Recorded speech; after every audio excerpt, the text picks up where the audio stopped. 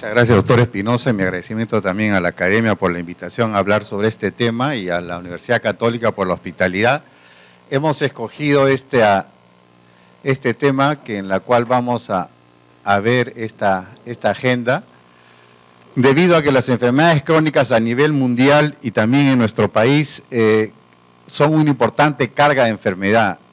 A nivel mundial, la enfermedad mental es una de las más prevalentes y más caras, seguidas de la enfermedad cardiovascular, del cáncer, de la enfermedad respiratoria crónica, y la diabetes es la quinta enfermedad a nivel mundial en irrogar a los presupuestos de salud. En el mundo es una epidemia, hay 382 millones de diabéticos, de los cuales 24 millones viven en Sudamérica, y lo más importante que concierne a nuestro país es que el 80% de todos los diabéticos viven en países en desarrollo. Si bien cuantitativamente China, India, Estados Unidos tienen mayor cantidad de diabetes, pero ya Brasil y México son países también que en nuestra región que tienen una gran proporción de pacientes con diabetes.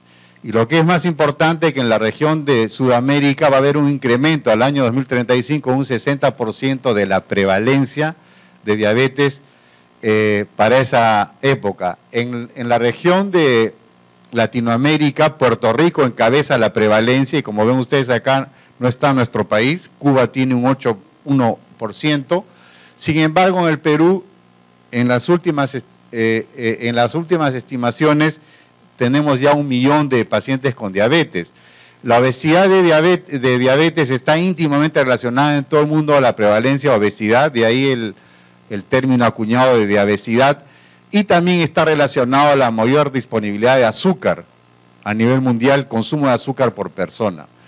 En nuestro país, prácticamente el 48% de la población tiene exceso de peso, ya sea obesidad o sobrepeso, a excepción de Huancavelica, en lo que concierne al adulto mayor.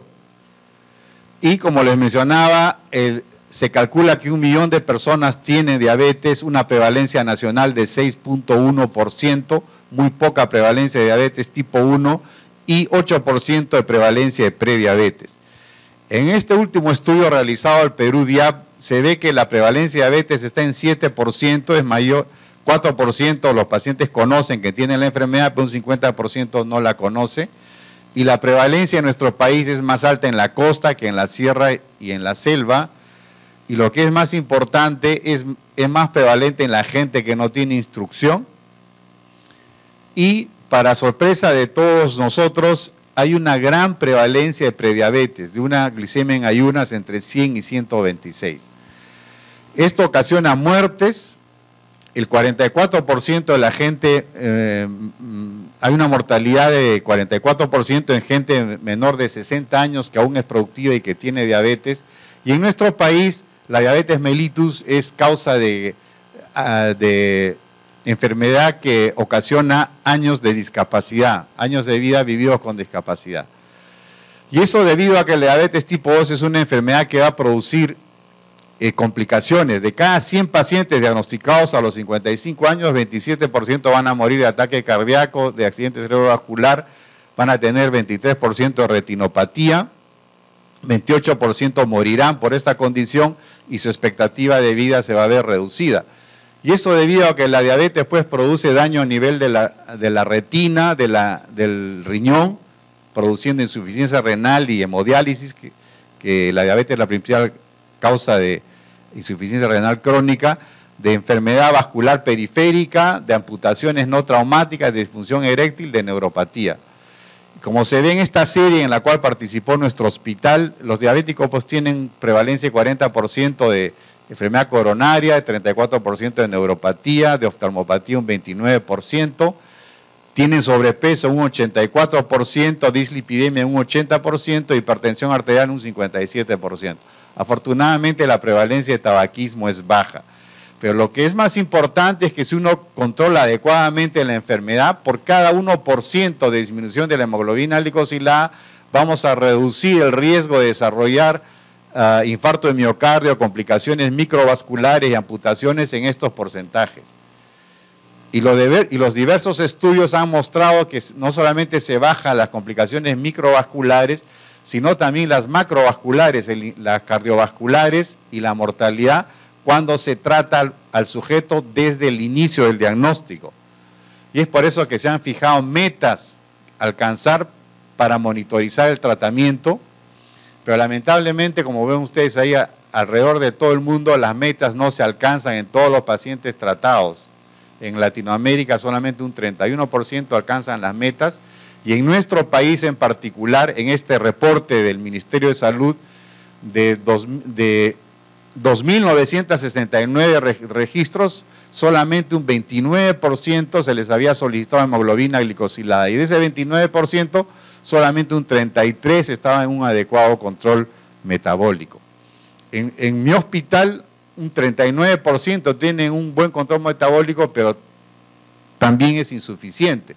¿Y por qué no alcanzamos las metas de control metabólico? Porque los pacientes son de bajo estatus socioeconómico, hay pobre acceso a las terapias, el Seguro Social de Salud y el SIS reconocen solamente 4 drogas, hay un insuficiente monitoreo del control metabólico, los médicos nos acostumbramos al mal control, nos hacemos ganar por los pacientes que nos dicen, doctor, no me ponga insulina, dame un mes más, voy a hacer más dieta, y así se pasan 2 años, y también el costo del tratamiento.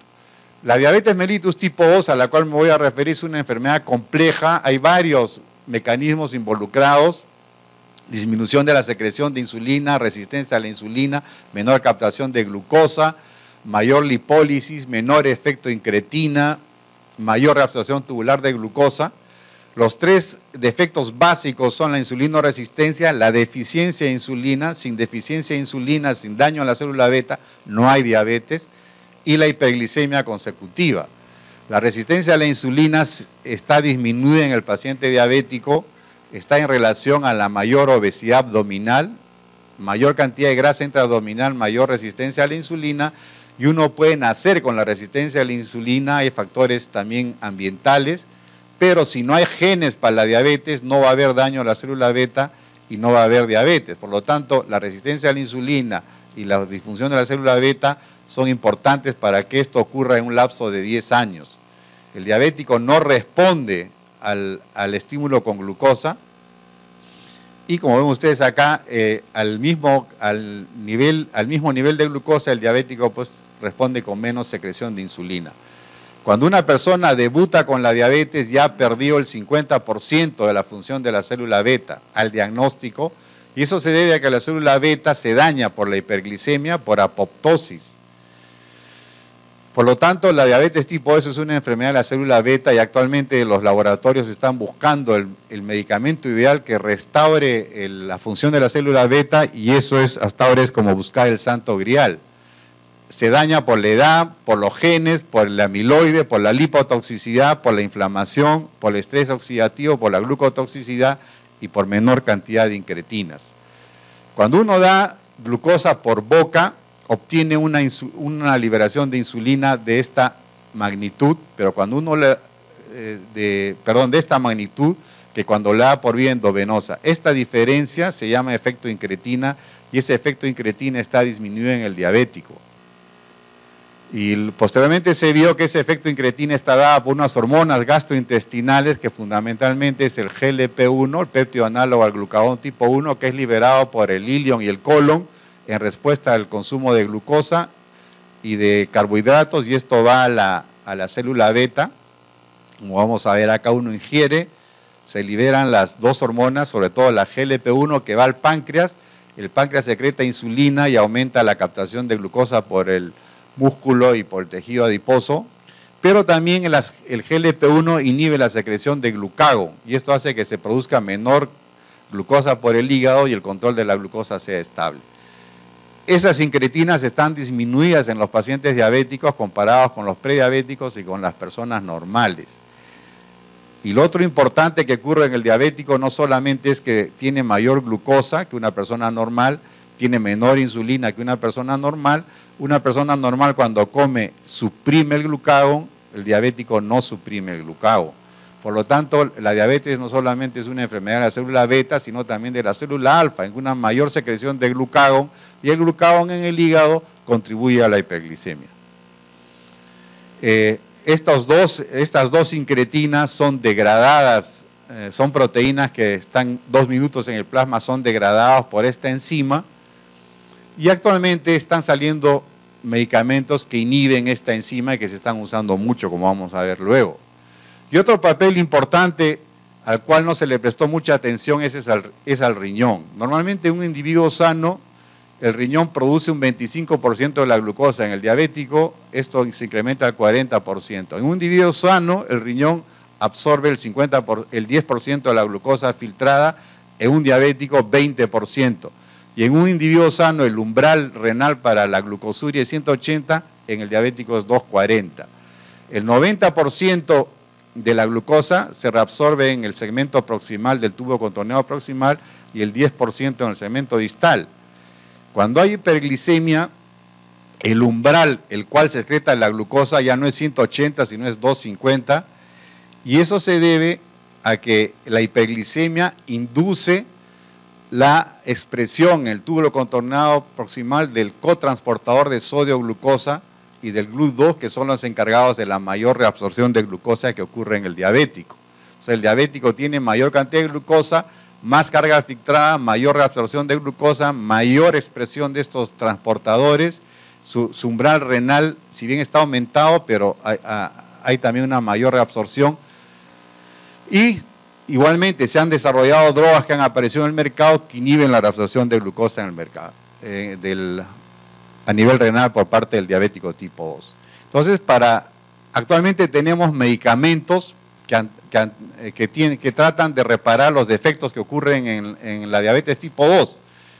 Las sulfonilureas, los inhibidores de PP4, los análogos de GLP-1 contra la secreción aumentada de glucosa, contra la producción hepática incrementada, tenemos las metforminas, la insulina, contra la captación de glucosa periférica tenemos la metformina, las glitazonas, contra la reabsorción intestinal de glucosa tenemos los inhibidores de alfa-glucosidasa, el efecto incretina disminuye en el diabético, tenemos los análogos de GLP-1 y los inhibidores de PP4, contra el aumento de la lipólisis están la insulina, las glitazonas, contra la reabsorción tubular de glucosa incrementada tenemos los inhibidores de SGLT2 y contra la disfunción de neurotransmisores tenemos la bromocriptina de liberación inmediata. ¿Cómo usar tanta droga en un paciente? Entonces, para el manejo de la diabetes, primero hay que hacer el diagnóstico correcto. Test de tolerancia oral a la glucosa, hemoglobina glicosilada, glucosa en ayunas y síntomas. En segundo lugar, el ejercicio, que es importante, el plan de alimentación y la educación, que también es otro pilar básico. La terapia hipoglicemiante, el diagnóstico y prevención de complicaciones y el manejo del riesgo cardiovascular del diabético, en la cual hay que valorar el uso de estatinas, terapia antihipertensiva y terapia antitrombótica. El diagnóstico de diabetes se hace fácilmente si un individuo tiene glucosa mayor de 200 y tiene síntomas. Si no tiene síntomas, una glucosa en ayunas 2 veces más de 126 hace el diagnóstico, o mejor aún si uno usa el test de tolerancia a la glucosa con un valor de glucosa a las 2 horas mayor de 200. Y hace como 5 años se puede hacer con la hemoglobina glicosilada mayor o igual a 6.5%, pero hay que tener el cuidado de que este método esté estandarizado a nivel internacional. Las recomendaciones nutricionales para la diabetes, según la Asociación Americana de Diabetes, que es la guía que más se usa actualmente y en lo cual también hay consenso en las diferentes guías, porque tenemos guías británicas, tenemos las guías de canadienses, de la Asociación Americana de Diabetes, la Asociación Americana de Endocrinólogos Clínicos, tenemos la guía NICE de Estados Unidos, tenemos la guía de la Sociedad Latinoamericana de Diabetes, en fin, hay diferentes guías. Sin embargo, los endocrinólogos en Perú usamos más las guías de la Asociación Americana de Diabetes. En esta guía dice que en cuanto al peso y la dieta debe ser individualizada. Y lo que se recalca, y eso es una contribución también de la Universidad de Harvard, es básicamente controlar el tamaño de las porciones. Eso es fundamental, y optar por comidas saludables. Antes se decía que uno debía comer 10% de proteínas, o 15%, 40% o 50% de carbohidratos y 70% de grasa. Se ha visto que no hay un porcentaje ideal de macronutrientes, eso también tiene que ser individualizado. Lo que se sabe es que se debe preferir carbohidratos provenientes de frutas, legumbres, granos, lácteos, y los que tienen bajo índice glicémico mejoran un poco el control. Lo que sí hay que tener en cuenta es monitorizar la ingesta de carbohidratos, sobre todo en los que usan insulina. Lo otro importante de la guía americana es que debe incrementarse el uso de ácidos omega 3, ácidos grasos omega 3 que sean ricos en docosahexanoico, docosapentanoico y ácido linolénico. Y eso se obtiene promoviendo el consumo de pescado 2 veces por semana, eso es un nivel de evidencia B, y disminuye el consumo de grasa saturada, grasa trans y colesterol. La dieta mediterránea es una alternativa para el paciente con diabetes tipo 2.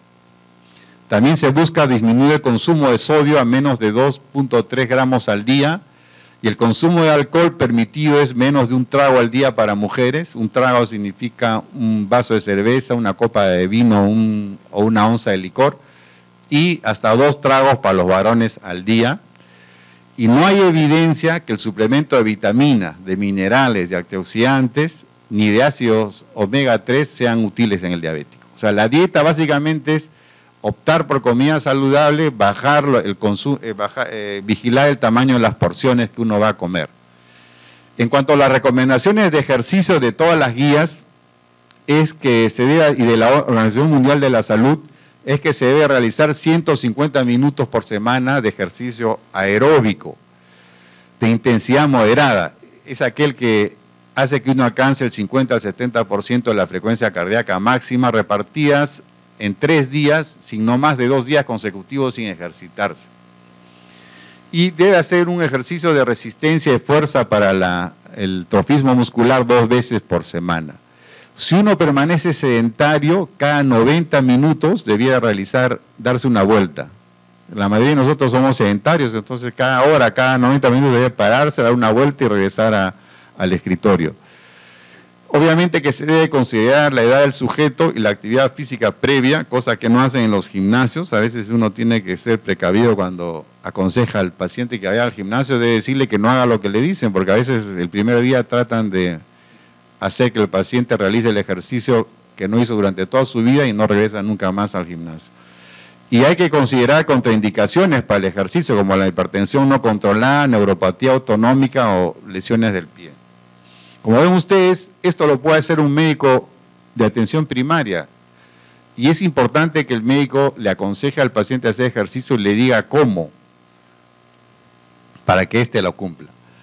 En cuanto al control metabólico, el marcador fundamental es la hemoglobina glicosilada, la cual se debe solicitar en un paciente controlado 2 veces al año, si el paciente está controlado y estable. Pero si uno le está modificando la terapia, uno tiene que vigilar la hemoglobina glicosilada 4 veces al año. Las metas deben ser individualizadas, en general menos de 7%, la glucosa preprandial entre 80 y 130 y la glucosa postprandial menor de 180. Pero el control debe ser vigilado y de acuerdo al paciente. Si el paciente tiene riesgo de hipoglicemia porque es anciano, tiene insuficiencia renal, el control no tiene que ser tan estricto.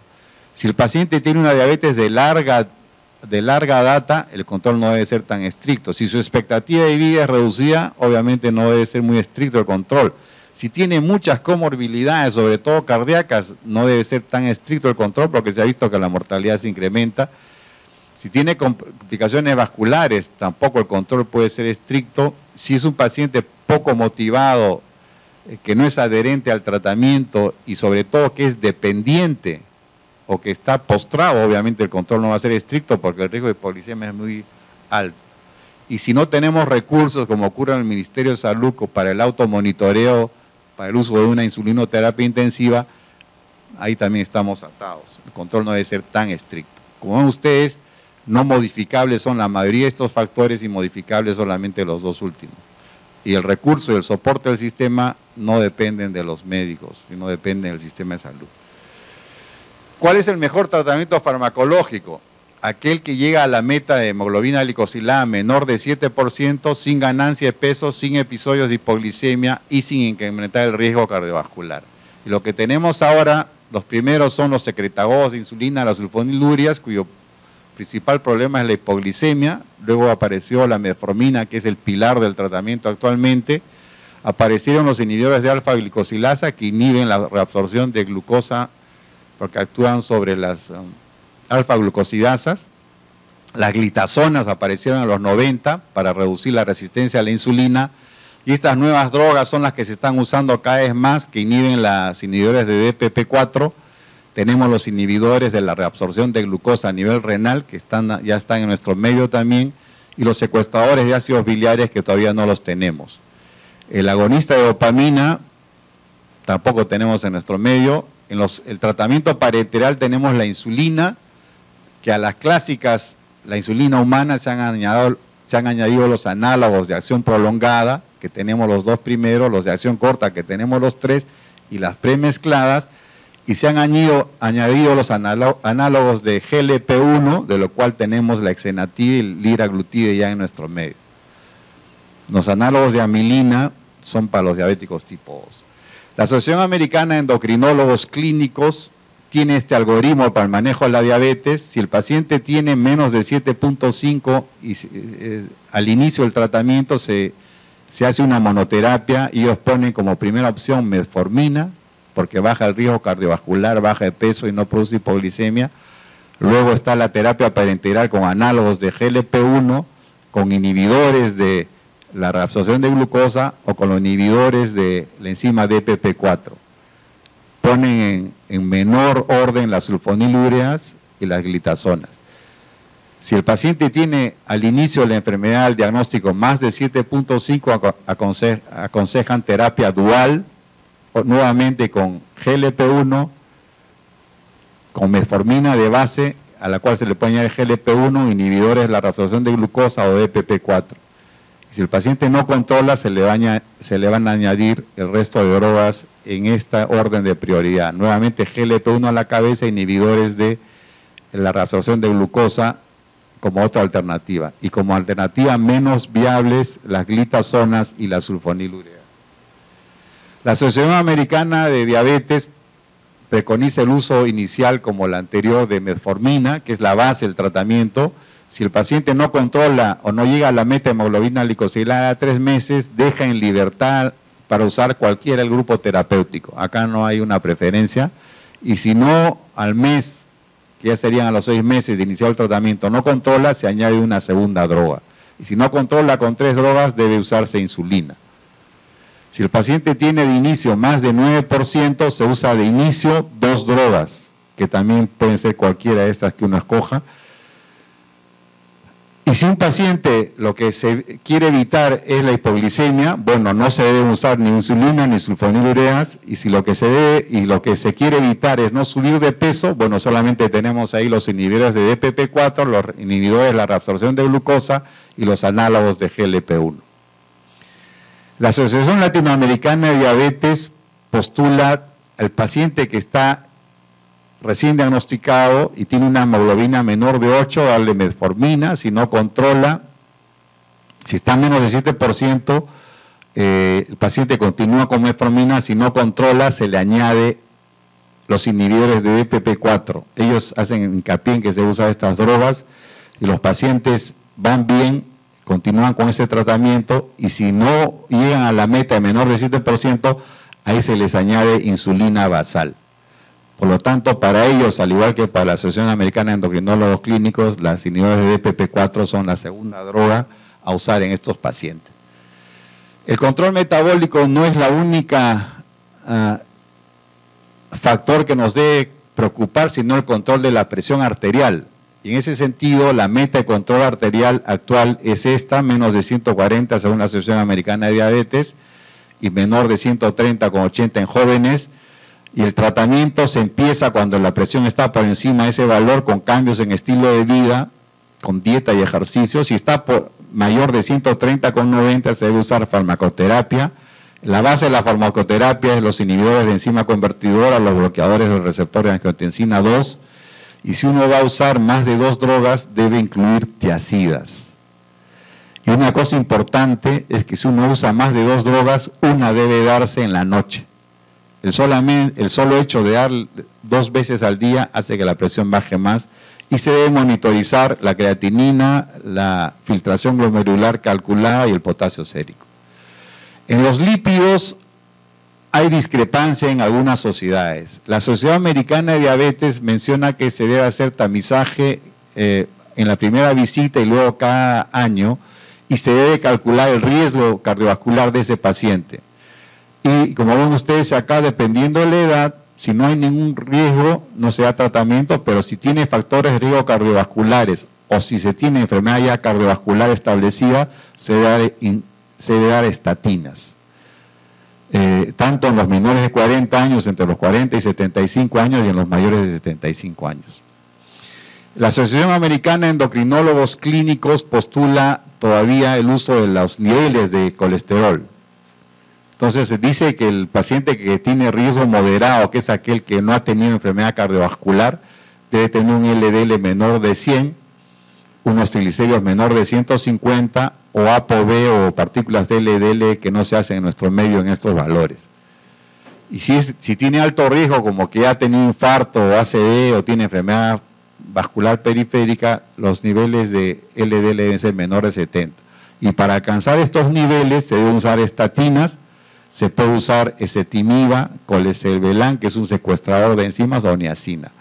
La Asociación Americana de Diabetes no recomienda, solamente recomienda el uso de estatinas. La Asociación Americana de Endocrinólogos Clínicos, para disminuir los triglicéridos, aconseja añadir un fibrato o ácidos omega 3 a la estatina, cosa que no aconseja la Asociación Americana de Diabetes. Y finalmente, ¿qué recomendaciones para el uso de antiplaquetarios? Se debe usar aspirina en esta dosis en aquellos que tienen un riesgo cardiovascular de 10 años mayor de 10%. Para esto hay un estimador en internet que se llama Omnibus, que uno pone 5 o 6 datos y sale el riesgo del paciente. Si el riesgo cardiovascular del paciente es bajo a 10 años, no se debe usar aspirina, pero si el paciente tiene menos de 50 años y mujeres menos de 60 años con múltiples factores de riesgo cardiovascular, se debe usar aspirina de acuerdo al juicio clínico del médico tratante. En prevención secundaria, en el paciente que ya ha tenido un evento cardiovascular, es obligatorio el uso de aspirina. Si el paciente es alérgico a la aspirina, se puede usar clopidogrel, y se debe usar doble antiagregación si es que el paciente ha tenido síndrome coronario agudo por lo menos por un año.